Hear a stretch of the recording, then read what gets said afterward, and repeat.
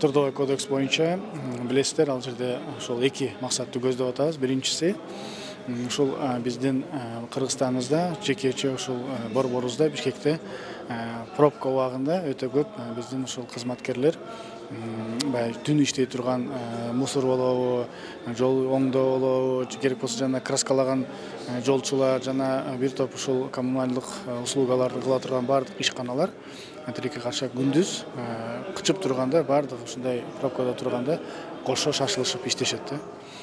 Мына биз бардык көп жерлерде көрүп келдик да, көп мамлекеттерде ал жумуштардын бардыгы атайын түнү кылынат. Элге тоскоол болбосун, жанагындай тыгындарды пайда кылдырбасын, ал эле эмес коопсуздук жагынан дагы ушул элге эч кандай бир коопсуздук жаратпасын деп бүт жумуштар түнү кылат. Биз бүгүнкү күнү түнү иштей турган тапшырмаларды берип атабыз, айтып атабыз, бул жактан маселелерди көтөрүп атабыз. Көрсө мыйзамда түнү иштей турган болсо анда 2 эсе төлөм каралат экен. Биз ошону карап көрүп, анан азыр аны алдырып атабыз. Бардыгына эмес, албетте жана кооптуу башка бир атайын жумуштар бар, алар үчүн эмес. Жол жүрүмдөрүн жашай турган жана жолчуларды деп айтсак болот, коммуналдык биздин ушул службалар бар, алардын жумуштары жана да ушундай бир топ жумуштарды биз түнкү режимге 2 эсе оплатасы жок эле өткөзө турган мүмкүнчүлүктү түзүп берип атабыз. Бул биринчи жагы.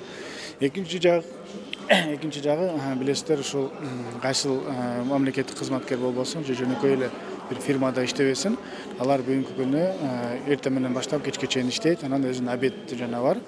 Бирок айрым учурларда суранып кеткенге, бул жака барып келгенге, эгер ошол начальниктен же хозяинден мындай зависит этет. Керек болсо кое бербей коет, керек болсо бар деп коет, же болбосо кетирип коет да, келгиче акт түзүп коет.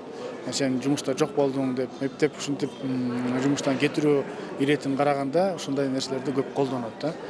Ал эми турмуш адам экен, айрым учурларда ушундай муктаждыкка ээ болуп калат. Ошондо биз мындай гибкий график деп сүйлөшүп атабыз, эгерде мүмкүнчүлүк берип атабыз элдин өзүнө. Бирок ал деген жөн эле суранып коюп кетип калуу эмес, ал сөзсүз түрдө ошол суранган убактысын башка күнү же башка тартипте алып барып берет да. Ошондо эффективдүүлүк жагынан дагы жумуштун эффективдүү жүрүшүнө дагы көп жакшы нерселерди алып келе турган бир өзгөрүүлөрдүн бири деп айтсак болот да.